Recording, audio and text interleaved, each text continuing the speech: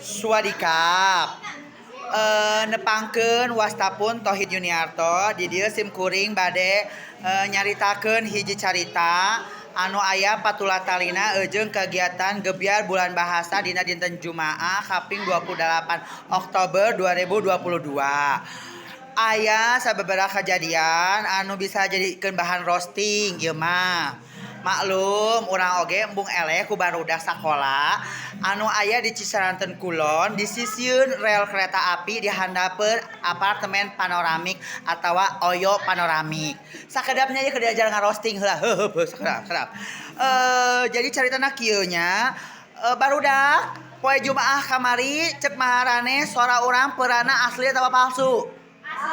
Tuh, cek budak sakola wae oge cenah sora peura urang teh sora asli, tapi aya jalma anu ngomong ka urang yen sora peura urang teh bobohongan. Si laing teh kumaha edan? Emang aya sakola peura cepet dibasana. Plus emang aya acting peura, mun aya acting peura berarti urang best peura 2022. Kumaha tah barudak? Satuju henteu? Amun orang menang best peura aya jalma nu nganggap peura urang teh bobohongan cenah.